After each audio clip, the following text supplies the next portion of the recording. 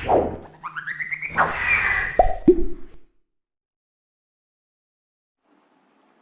Students, कैसे हैं आप सभी। मैं अजय वत्स स्वागत करता हूं आप सभी का आपके अपने यूट्यूब चैनल फिजिक्स फाउंटेन में। आज की जो हमारी ये क्लास है 27th लेक्चर है 11th फिजिक्स का। और आज की क्लास में हम कुछ एक जो एग्जाम्पल्स कहें या न्यूमेरिकल्स कहें, ये दो इनको देखेंगे जो पिछली क्लास में हमने डिस्टेंस और डिस्प्लेसमेंट के बारे में डिस्कशन किया था। ठीक है, तो जिन स्टूडेंट्स के पिछले लेक्चर्स अभी तक जिन्होंने नहीं देखे हैं वो एक बार उन लेक्चर्स को देख सकते हैं ऊपर आई बटन पर क्लिक करके। तो स्टार्ट करते हैं। इसमें हमें ये जो दो क्वेश्चन दिए गए हैं, फर्स्ट जो क्वेश्चन है ये, इसमें हमें कहा गया है कि ए बी सी डी जो 4 पॉइंट्स दिए गए हैं किसी ग्राफ के अंदर हमें शो किया गया है।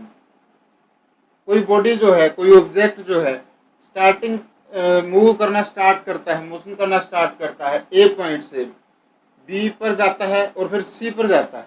ठीक है, तो हमें फाइंड आउट करना है कि ए से सी तक उसने कितना डिस्टेंस ट्रेवल किया और ए से सी तक उसका जो डिस्प्लेसमेंट होगा फाइनल माइनस इनिशियल पोजीशन का वो कितना हुआ। ठीक है, तो ये क्या आपकी ये हमारे पास जो है एक रेक्टेंगल से बन रही है। ठीक है, और हमें ये दिया गया है कि जो ग्राफ में इसका जो ये पोर्शन है वो कैसा है 1/1 का, यानी कि एक स्क्वायर जो ये बॉक्स है ये वैल्यू जो है आपकी इस बॉक्स की वो क्या है 1/1 है। ठीक है, इसकी ब्रेथ भी इतनी ही है और इसकी लेंथ भी इतनी ही है। तो यहाँ से आपके पास हमारे पास जो ए बी है, क्योंकि हमारे पास जो अगर हम डिस्टेंस की बात करते हैं तो डिस्टेंस किसके इक्वल होता था आपका, कोई बॉडी कितना मूव कर रही है, कितना वो लेंथ को ट्रेवल कर रही है, कवर कर रही है, उसी चीज का जब हम सम कर देंगे तो आपके पास क्या आ जाएगा, डिस्टेंस आ जाएगा। तो यहाँ पर डिस्टेंस क्या है हमारे पास ए के पास ए से बी की जो दूरी है ये ट्रेवल की है उसने, और बी से सी की जो दूरी ट्रेवल की है वो है। तो इन दोनों का जो टोटल होगा वही हमारा डिस्टेंस होगा। यहाँ से A B plus B C जो है आपका टोटल डिस्टेंस आ जाएगा। ठीक है, अब ए बी और बी सी की वैल्यू आपको क्या दी गई है वो भी हमें इसमें ग्राफ की मदद से ही समझनी होगी। क्या है आपके पास, कितने पोर्शन कवर कर रहा है वो, 1 2 3 4 5, यानी कि 5 जो है वो पोर्शन कवर कर रहा था। और एक की हमें जो लेंथ दी गई थी वो कितनी दी गई थी, ये लेंथ और ब्रेथ। तो यहाँ पर लेंथ को काउंट कर रहे हैं अगर हम तो 1 किलोमीटर की है, तो यहाँ से ए बी की वैल्यू किसके इक्वल आ जाएगी आपकी 5 किलोमीटर के। ठीक है, क्योंकि इसकी जो एक की लेंथ दी है 1 किलोमीटर दी है, ये 5 टोटल पोर्शन इसने कवर किए हैं तो ये 5 किलोमीटर आ गया। ऐसे ही बीसी पर देखेंगे तो 1 2 3 3 पोर्शन इसने कवर किए हैं, यहाँ से बीसी की वैल्यू किसके इक्वल आ जाएगी 3 × 1 3 किलोमीटर के। ठीक है, अब टोटल डिस्टेंस की अगर हम बात करते हैं तो क्या आ जाएगा, इन दोनों का सम कर दो, 5 + 3 वो किसके इक्वल आ गया 8 किलोमीटर के इक्वल आ जाएगा। तो यहाँ से डिस्टेंस जो है आपका वो किसके इक्वल आ गया 8 किलोमीटर के इक्वल आ गया। ठीक है, अब बात करें अगर इस शेप के अंदर हम डिस्प्लेसमेंट को अगर जब कवर करते हैं तो हमारे पास डिस्प्लेसमेंट के लिए हमें क्या फाइंड आउट करना है, शॉर्टेस्ट पाथ फाइंड आउट करना है फाइनल और इनिशियल पोजीशन के बीच में। इनिशियली वो ए पर था, फाइनली वो सी पर है, तो यहाँ से यहाँ तक पहुंचने के लिए शॉर्टेस्ट डिस्टेंस क्या होगा ट्रैवल करने का, वो इस पोजीशन से उस पोजीशन तक जाने के लिए इस डायगनली शेप में जो है वो चलना स्टार्ट करेगा। तो वो शॉर्टेस्ट डिस्टेंस ट्रेवल करना पड़ेगा उसको, शॉर्टेस्ट लेंथ कवर करनी पड़ेगी। ठीक है, तो यहाँ से हम क्या, हमें कैसी शेप दिख रही है, ये हमारी राइट एंगल ट्रायंगल की तरह से दिख रही है, क्योंकि ये यहाँ पर स्क्वायर था आपका, तो स्क्वायर के अंदर ये जो एंगल बनेगा वो कितने डिग्री का बनेगा 90 डिग्री का।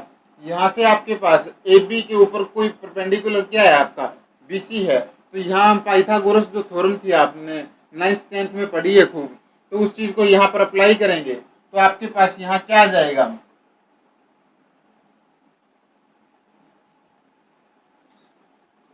ये डिस्प्लेसमेंट जो है वो किसके इक्वल आ जाएगा, जब इसको सॉल्व करते हो डिस्प्लेसमेंट, तो डिस्प्लेसमेंट हमें शॉर्टेस्ट पाथ फाइंड आउट करना था। शॉर्टेस्ट पाथ क्या आपका एसी है डायरेक्ट, तो एसी का स्क्वायर जो था आपका वो किसके इक्वल आ जाएगा ए बी के स्क्वायर प्लस बी सी के स्क्वायर में। ठीक है, और ए बी और बी सी की वैल्यू अभी हमने देखी थी, काउंट की थी, वो किसके इक्वल थी? ए बी आपका 5 किलोमीटर के इक्वल था और बी सी आपका 3 किलोमीटर के इक्वल था। ठीक है, तो अब इन दोनों वैल्यूज को यहाँ पर पुट कर दोगे आप इजीली। ए सी स्क्वेयर जो है वो किसके इक्वल आ जाएगा? 25 प्लस 9 34। और इसका जब आप अंडरूट लेते हैं, ये स्क्वायर रूट जब कर दोगे तो आपके पास AC की वैल्यू आ जाएगी √34 जो है इसका डिस्प्लेसमेंट जो है इस शेप के अंदर, इस ग्राफ के अंदर आपका A से C तक जाने के लिए किसी ऑब्जेक्ट को चाहिए होगा। ठीक है, तो ये इसका डिस्प्लेसमेंट आएगा। ऐसा ही सेम काम कहाँ आपका सेकंड क्वेश्चन में है कुछ। तो यहाँ से आज जब चलना स्टार्ट करते हैं, इसमें दिया गया है कि A से B, B से C, C से D, E और F जो है ये ऐसे करके ट्रेवल कर रही है कोई ऑब्जेक्ट या पार्टिकल। तो वो कैसे, उसका जो टोटल डिस्टेंस है वो कितना होगा? ए बी की जो लेंथ है उसको प्लस में बी सी प्लस में सी डी, फिर डी ई और ई एफ, ये सारा का सारा जो डिस्टेंस है, सारा का सारी जो लेंथ है, इसको जब हम एक साथ सम कर देंगे इसका, तो आपका total distance travelled by object या पार्टिकल आ जाएगा। तो यहाँ से डायरेक्ट अगर करो आप तो 1 2 3 4 5 6, क्योंकि इसके अंदर आपका पार्टीशन जो है उसकी वैल्यू चेंज की गई है एक पार्ट की, तो वो कितनी है आपकी? यहाँ से आपके पास ए बी की वैल्यू क्या आ जाएगी? ए बी आ जाएगा 6 इंटू 0.5। ठीक है, तो यह आ गया आपका 3 किलोमीटर के इक्वल। और ऐसे ही जब हम BC को फाइंड आउट करते हैं तो BC किसके इक्वल है? 1 टू 0.5, तो 1 किलोमीटर के इक्वल आ गई। नेक्स्ट उससे आगे क्या है आपके पास? उससे आगे हमारे पास जो C से D का जो डिस्टेंस है वो किसके इक्वल है? 3 इंटू 0.5 है, तो 1.5 किलोमीटर का जो है ये डिस्टेंस आ गया आपका। D से E और E से F जो है आपका वो किसके इक्वल है?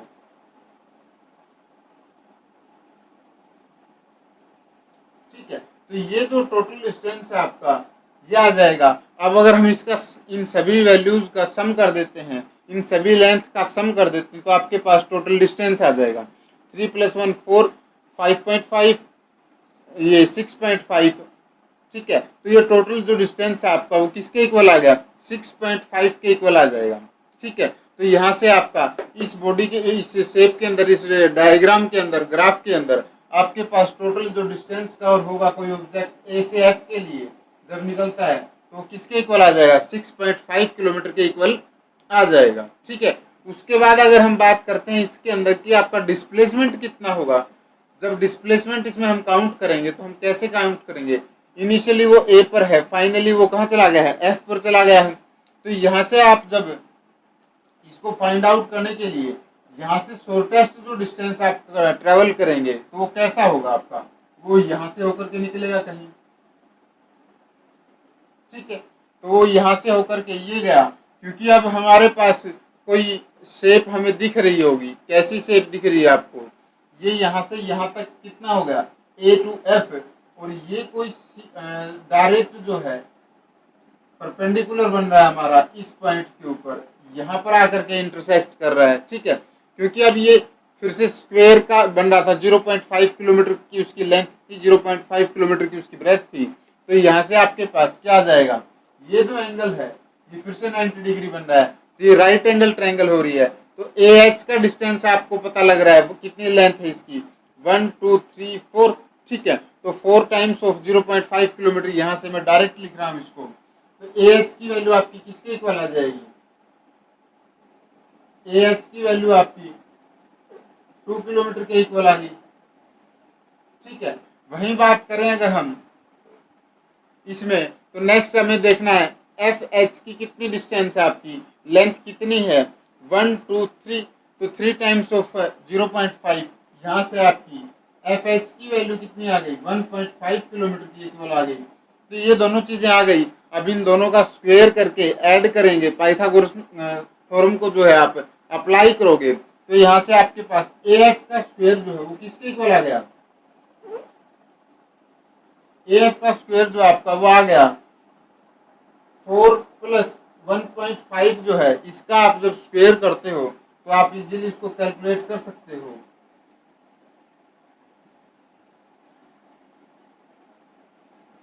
ठीक है, ये आपका 2.25 आ जाएगा। ठीक है, तो नेक्स्ट इसका सम करके लिख दो, आपके पास ये कितना आ जाएगा 6.25 आ गया। और इस 6.25 का जब आप दोनों तरफ ये है स्क्वायर रूट जो है इस तरफ से करते हो तो यहाँ से 6.25 का रूट जो है आपका ये इतने किलोमीटर जो है इसकी लेंथ ए एफ जो है इसका टोटल डिस्प्लेसमेंट जो है इस शेप के अंदर इस ग्राफ के अंदर आपकी बॉडी का होगा। ठीक है, जब कोई पार्टिकल यहाँ से एफ तक जा रहा है डायरेक्ट तो उसका शॉर्टेस्ट या स्मॉलेस्ट जो डिस्टेंस अगर हम कहें तो वो कितना होगा, वो आपका 6.25 किलोमीटर के इक्वल अंडर ऑफ 6.25 के इक्वल आएगा। ठीक है, तो ये ऐसे क्वेश्चंस आपके डिस्टेंस और डिस्प्लेसमेंट से रिलेटेड आएंगे अगर कोई आया तो। बाकी ये जो है इजी सा बेसिक कॉन्सेप्ट था। हाँ, इसमें आपके पास जैसे यहाँ पर ये ट्रायंगल लग रही थी, किसी शेप में आपके पास जो है रोम्बस वगैरह बनेगा तो वो फॉर्मूले जो आपके 10th और 9th की जो मैथमेटिक्स थी आपकी उसके फॉर्मूले जो आपको याद होने चाहिए उनको डायरेक्ट यहाँ पर यूज करके आप उनकी वैल्यूज को निकाल सकते हैं। ठीक है, तो नेक्स्ट जो आपका टॉपिक है आज की क्लास का वो क्या है, यूनिफॉर्म मोशन क्या है, इसके बारे में इसकी डेफिनेशन को पढ़ेंगे और साथ ही स्पीड के बारे में पढ़ेंगे। यूनिफॉर्म स्पीड क्या है, इंस्टेंटेनियस स्पीड क्या है या फिर वेरिएबल स्पीड क्या है, एवरेज स्पीड क्या है। तो ये कुछ एक बेसिक प्रॉपर्टीज हैं इसकी, कुछ एक इनके बारे में एक दो जो पॉइंट्स हैं वो भी डिस्कस करेंगे। तो आज के लेक्चर को स्टार्ट करते हैं। ये जो है आपके कुछ एक एग्जांपल्स थे पिछली क्लास से रिलेटेड, ये मैं उस क्लास में कवर नहीं करवा पाया था इसलिए मैंने कवर करवाया। ठीक है, तो नेक्स्ट स्टार्ट करते हैं। तो नेक्स्ट अपना जो है वो क्या है, यूनिफॉर्म मोशन क्या होगा और स्पीड क्या होगी। ठीक है, तो अपना जो यूनिफॉर्म मोशन है वो क्या होगा, जब कोई बॉडी या कोई ऑब्जेक्ट इक्वल डिस्प्लेसमेंट को कवर करता है किसी इक्वल इंटरवल ऑफ टाइम के दौरान। ठीक है, वो इंटरवल ऑफ टाइम कितना भी स्मॉल हो सकता है बट हर एक इक्वल इंटरवल ऑफ टाइम के, यानी कि हम अगर बात करें इसका एग्जांपल देखें, कोई ट्रेन या बस मूव कर रही है। ठीक है, ट्रेन या बस मूव कर रही है और उसने 1 मिनट के अंदर 1 किलोमीटर जो है उसने ट्रैवल किया। ठीक है, 1 मिनट के अंदर 1 किलोमीटर उसने ट्रैवल किया, ये चीज़ हमने नोट की क्योंकि अब बस जो है वो डिस्प्लेसमेंट कर रही है, वो फाइनल पोजीशन और इनिशियल पोजीशन के बीच में जो है मोशन कर रही है। तो इस वजह से अब अगर जैसे जैसे वो मोशन जो है अगले 1 किलोमीटर अगला जो 1 किलोमीटर है उसको भी 1 मिनट के अंदर ट्रैवल करती है, उससे आगे का जो भी मोशन है तो वो सारा मोशन जो है इक्वल इंटरवल ऑफ टाइम के दौरान इक्वल डिस्प्लेसमेंट जो है बॉडी वो कवर कर रही है। तो उस चीज़ को हम क्या बोलेंगे, यूनिफॉर्म मोशन बोलेंगे। ठीक है, अब ये जरूरी नहीं है कि हम उसको किस रेस्पेक्ट में देखें कि 1 मिनट में 1 किलोमीटर को ही ट्रेवल करेगी तो ही हम उसको कहेंगे कि वो यूनिफॉर्म मोशन कर रही है, नहीं, जरूरी नहीं है। मान लेते हैं कि आपके पास जो 1 मिनट का टाइम था उसके अंदर वो 1000 मीटर जो है वो ट्रेवल कर रही थी। ठीक है, ये मीटर है, ये मिनट है। अगर इसको मैं इस तरफ से ऐसे नहीं 60 सेकेंड लिख देता हूँ। ठीक है, अब आपके पास क्या आ गया, 60 सेकेंड के अंदर उसने 1000 मीटर को ट्रेवल किया, उसको कवर किया, तो उसका डिस्प्लेसमेंट कितना है, 60 सेकेंड में उसका जो डिस्प्लेसमेंट है वो 1000 मीटर का है। अगर अब हम इसमें निकालें कि उसने 1 सेकेंड में कितना कवर किया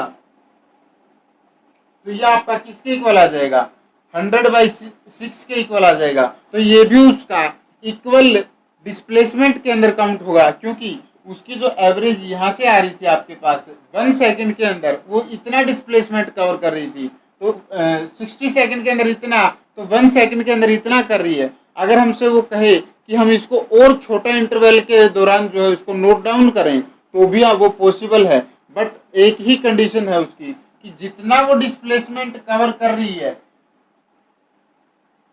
वो सारा का सारा इक्वल है किसके दौरान, इक्वल इंटरवल्स ऑफ टाइम के दौरान। ठीक है, हमने अगर 60 सेकंड के दौरान नोट किया कि वो 1000 मीटर को कवर कर रही है तो वो 1 सेकंड के अंदर भी उसके अकॉर्डिंग ही कवर करे, ऐसा हो सकता है।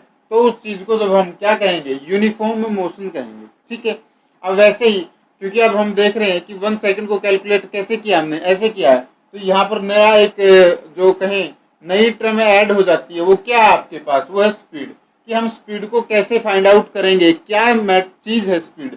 तो स्पीड आपके पास क्या होती है कि कितना डिस्टेंस किसी ऑब्जेक्ट या पार्टिकल ने ट्रेवल किया है उसी चीज को हम क्या बोल देते हैं, किसके रिस्पेक्ट में देखेंगे, हम टाइम के रिस्पेक्ट में उस चीज को जब नोट डाउन करते हैं तो उस चीज को हम क्या बोल देते हैं, उस चीज को हम बोल देते हैं उसकी स्पीड ऑफ द ऑब्जेक्ट या दैट बॉडी। ठीक है, अब बात करें अगर स्पीड का फॉर्मूला डिस्टेंस अपॉन टाइम। अभी डिस्टेंस पर यूनिट टाइम का मतलब ये है कि आपने मान लीजिए 100 किलोमीटर को ट्रेवल किया 1 आवर के अंदर, तो ये जो 1 आवर है ये क्या बता रहा अपने आप में, जो ये टाइम था आपका वो कैसा है, यूनिट टाइम क्या होता है, किसी भी क्वांटिटी की एक जो स्मॉलेस्ट यूं कहें यूनिट कहें उसी को हम क्या बोलते हैं, 1 unit. Unit time, unit time का मतलब ये है कि वो उस क्वांटिटी को, मिनिमम क्वांटिटी है उसी को जो मल्टीप्लाई करेंगे आगे तो हम फर्दर किसी भी वैल्यू तक पहुंच सकते हैं। स्मॉलेस्ट डिजिट कहें या स्मॉलेस्ट क्वांटिटी है किसी भी यूनिट की। ठीक है, अब यहाँ पर अगर हम आवर्स के अंदर बात देखें तो आवर्स के अंदर मिनिमम से मिनिमम एक क्वांटिटी जिसको हम आवर कहेंगे वो कितना है, 1 आवर है। वैसे ही अगर हम उससे नीचे आते हैं आवर से नीचे मिनट में, तो मिनिमम से मिनिमम मिनट के अंदर कितना होगा, 0 मिनट नहीं है, पॉसिबल नहीं है। लेकिन हाँ 0 मिनट से ऊपर क्या आपका 1 मिनट है, तो 1 मिनट आपका पॉसिबल है। तो यूनिट जो है, यूनिट टाइम अगर मिनट की टर्म्स के अंदर करते हैं तो वो 1 मिनट का है, आवर के अंदर 1 आवर का है, और ऐसे ही अगर हम बात करते हैं सेकंड के अंदर तो 1 सेकंड का है। तो वही चीज आपके पास ये आती है कि कितना डिस्टेंस ट्रेवल किया है एक यूनिट टाइम के अंदर। ठीक है ना, उसी चीज को हमारी स्पीड जो है वो बताती है। यहाँ से इसको आप लिख भी सकते हैं, अगर थोड़ा सा प्रॉपर लिखना चाहें तो distance travelled by the object का रेशियो है किसके रिस्पेक्ट में, पर यूनिट टाइम के रिस्पेक्ट में। ठीक है, ये डेफिनेशन में तो हमने लिखा है कि unit time, per unit time के रिस्पेक्ट में इसको हम, लेकिन स्पीड का जो फॉर्मूला हम डायरेक्ट मैथमेटिकली ज़्यादा यूज करते हैं तो उसमें हम डायरेक्ट लिख देते हैं कि distance upon time, total distance कितना था आपका और उसको रिस्पेक्ट कितना टाइम लिया है, तो वहाँ से आपके पास क्या आ जाएगा, एक यूनिट टाइम के अंदर कितना डिस्टेंस ट्रेवल होगा वो आ जाएगा। मान लीजिए कि कोई ऑब्जेक्ट ने ट्रेवल किया 500 किलोमीटर का जो डिस्टेंस था उसको ट्रेवल किया है कितने देर में, 5 आवर के अंदर। तो ये जो स्पीड निकल करके आएगी आपकी इस फॉर्मूला से वो क्या आएगी कि 1 आवर के अंदर उसने कितना डिस्टेंस ट्रेवल किया है, वही चीज आपके पास क्या आएगी, स्पीड की वैल्यू आएगी। तो वही चीज हमारी डेफिनेशन कह रही है कि स्पीड जो है, ये स्पीड जो है वो क्या होती है आपकी, ये होती है डिस्टेंस ट्रेवल्ड बाई ऑब्जेक्ट कहें, बॉडी कहें या पार्टिकल पर यूनिट टाइम। ठीक है, तो वो वैल्यू आपके पास क्या आएगी, एक यूनिट टाइम के अंदर 1 आवर के अंदर कितने किलोमीटर ट्रैवल करेगी, वो चीज़ यहाँ से हमारे पास निकल करके आएगी। अब बात करते हैं इसकी जो SI यूनिट और CGS यूनिट है उसकी। तो हमारी इस स्पीड की जो SI यूनिट है वो कितनी क्या है, मीटर पर सेकंड है। ठीक है, क्योंकि मीटर जो है आपका डिस्टेंस की यूनिट है और टाइम की यूनिट क्या आपकी सेकंड, तो यहाँ से मीटर पर सेकंड हो गई।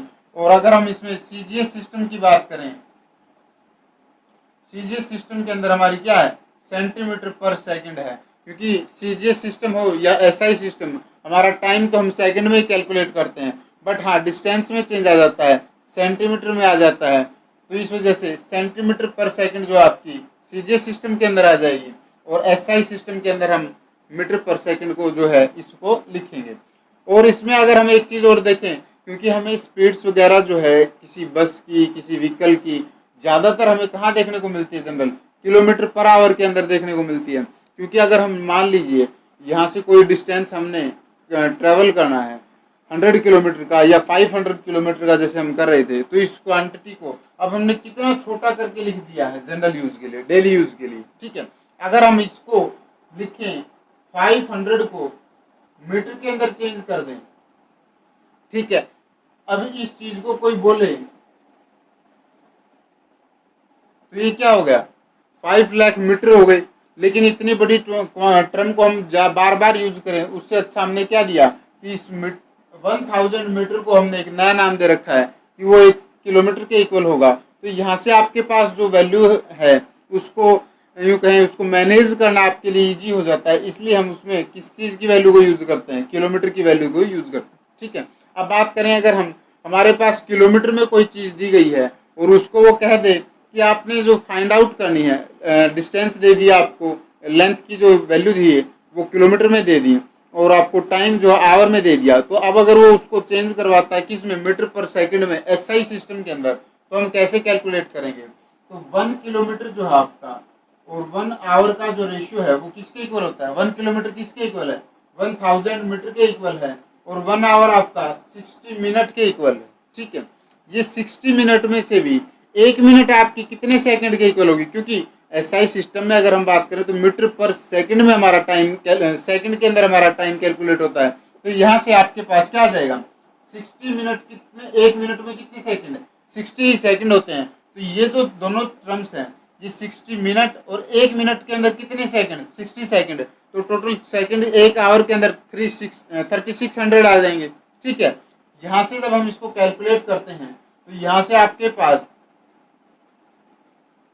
5/18 जो है मीटर पर सेकंड आएगा 1 किलोमीटर पर आवर की वैल्यू।